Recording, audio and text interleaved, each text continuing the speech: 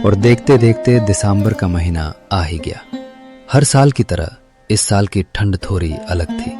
इस साल की ठंड में बहुत चुभन थी और ऐसी ही ठंड में रामपुर गांव के लोग आग ताप कर अपनी ठंड भगा रहे थे। गांव के लोग जितने सीधे थे उतने ही दिल के साफ और मेहनती। अरे भाई मीना, आज तो गांव के जमींदार के पास जाना था ना। उन्होंने बोला था कल कि आज हम दोनों उनसे जाकर मुलाकात करें। क्या बात रही होगी, कुछ समझ नहीं आ रहा है। इतनी बात करते ही दोनों दोस्त मीना और सूरज गांव के जमींदार से मिलने चले जाते हैं। वहां गांव का जमींदार इन दोनों का बड़ी बेसब्री से इंतजार कर रहा था।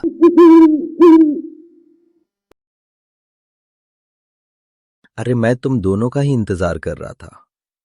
वो क्या है ना कि ठंड तो भाई ऐसे पड़ती ही रहेगी, पर इसका मतलब ये नहीं है कि तुम लोग काम धाम छोड़कर घर में बैठ जाओ। अगर तुम लोग ही ऐसे काम धाम छोड़कर बैठ जाओगे तो खेत में जाकर कौन काम करेगा? सारी फसल तो ऐसी ही बर्बाद हो जाएगी। मलिक, आप ये कैसी बातें कर रहे हैं? इतनी सर्दी पड़ रही थी तो सोचा कि कुछ दिन घर पर ही रह लूं। जब थोड़ी धूप निकलेगी तो खेत पे जाने का सोच रहा हूं मलिक। बस 1 हफ्ते की ही तो बात है। 1 हफ्ते में फसल खराब नहीं होती मलिक। आप हम लोगों को भी समझने की कोशिश करें मलिक। आप ही ऐसे करने लगेंगे तो हम लोग कहां जाएंगे? हम लोग के पास अपनी कोई जमीन भी नहीं है कि अपनी खेती कर सके। ये सब ड्रामे कहीं और जाकर करना।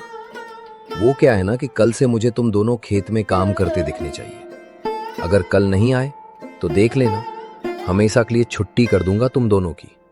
समझे कि नहीं? इतना सुनने के बाद दोनों दोस्त भारी मन से अपने घर की तरफ जाने लगते हैं।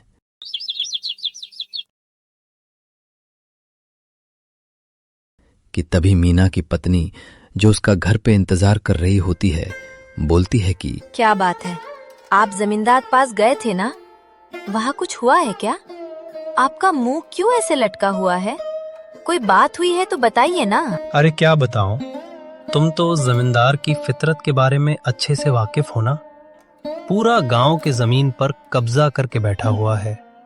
एक मुंबर का हरामखोर इंसान है ये जमींदार। मुझे और सुरेश आज दोनों गए थे उससे मिलने। हम दोनों ने बहुत गुहार लगाई कि 1 हफ्ते की ही तो बात है, बस ठंड थोड़ा कम होने दीजिए, फिर खेत पर जाऊंगा काम करने। पर वो नहीं माना और बोलता है कि अगर कल से तुम दोनों खेत पर काम करते नहीं दिखे तो समझ जाना कि अब तुम दोनों की हमेशा के लिए काम से छुट्टी हो गई है। अच्छा तो ये बात है। एक तो इस साल इतनी ठंड पड़ रही है और ऊपर से ये हमसे हमारी रोजी रोटी भी छीन लेंगे तो हम कहाँ जाएंगे? इसी उलझन में कब रात से सुबह हो जाती है, पता ही नहीं चलता है। मीना और सुरेश एक दूसरे से मिलते हैं और कोई नया काम शुरू करने की योजना बनाते हैं। अच्छा, मैं क्या सोच रहा था कि इस गांव में सारी चीज की दुकान, बस मटन बिरयानी और मछली की दुकान नहीं है। तो क्यों ना मैं मटन बिरयानी का ठेला लगाता हूं और तुम मछली चावल का ठेला लगाना शुरू कर दो।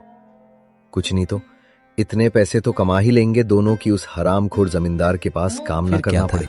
दोनों दोस्त अपनी अपनी ठेला लगाने की तैयारी में जुट जाते हैं। दिन जैसे तैसे बीत रहे थे। सुरेश ने मछली चावल का ठेला लगाया और मीना ने मटन बिरयानी का ठेला लगाया। फिर क्या था, जैसे ही शाम होती गांव के लोग ठेले के पास आते और बातें करते। अरे भाई मीना और सुरेश, ये बहुत सही काम किया तुम दोनों ने। बस यही 2 ठेले की कमी थी अपने गांव में, बाकी सब तो है। हम लोग में तो जरा देखे कि तुम दोनों कैसा खाना बनाते हो।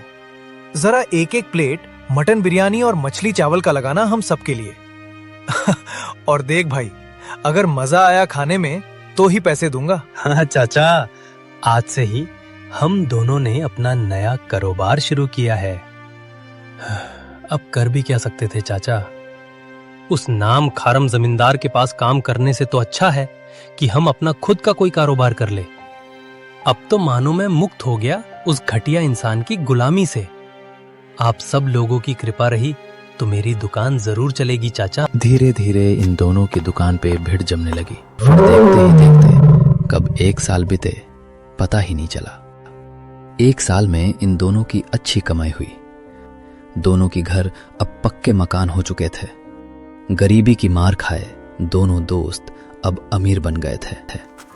एक दिन दोनों दोस्त आपस में गांव में एक पूजा करने का सोचते हैं और बोलते हैं कि यार सुरेश, मैं क्या सोच रहा था कि माता रानी की कृपा से ही आज हम लोग इस मुकाम पे पहुंचे हैं, तो क्यों ना माता रानी की पूजा गांव में करें, जहां सारे गांव वाले को बुलाया जाए और उन्हें भोज खिलाया जाए, जिससे सारे गांव वाले को भी खुशी होगी। हाँ बे, मेरी धर्मपत्नी भी कब से यही कह रही थी कि माता रानी ने हमें इतना कुछ दिया है, तो फिर क्यों न गांव में एक पूजा रखे जिससे सारे लोग को भोज में आमंत्रित किया जाए।